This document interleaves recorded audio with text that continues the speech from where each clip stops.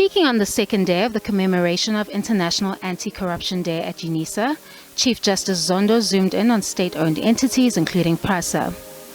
In his state capture report, Zondo recommended the establishment of a commission of inquiry to investigate the corruption at the SOE.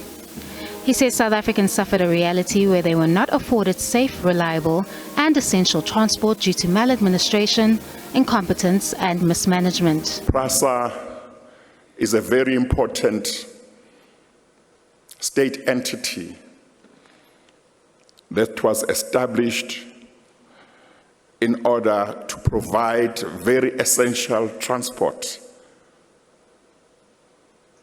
to the people of South Africa, particularly poor people.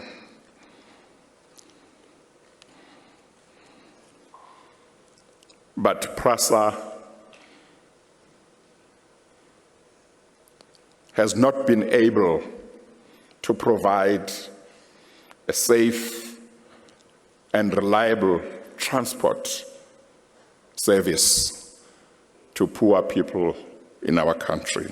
Professor Thuli Madonsela, the former public protector, was at the head of the Chapter 9 institution when it recommended the formation of a commission of inquiry into state capture. In her input, warned against relying on the courts to advocate for social justice and democracy. Let's stop having the Constitutional Court being the one reminding us which law needs to be passed to tip the scale in favor of equality and in favor of the poor. You can look at all of those socioeconomic rights cases, the TAC cases, the equal education cases, Mahlangu. All of these cases point to the fact that we're not governing constitutionally some of the time. Not some, a lot of the time we are. Lastly, Chairperson of the Public Service Commission, Professor Somadoda Figeni, has warned of the corrosive impact of corruption on South Africa, further highlighting how deeply entrenched corruption has become in the country. So what is the moral code or immorality code of a society where funerals of liberation icons become corruption schemes?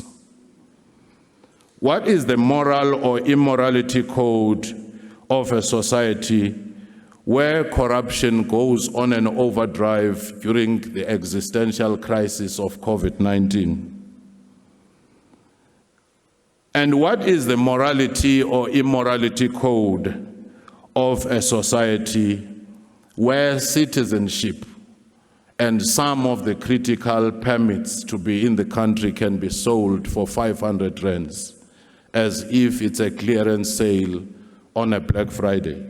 Meanwhile, the National Anti-Corruption Advisory Council says it has been hard at work since its establishment in August 2022.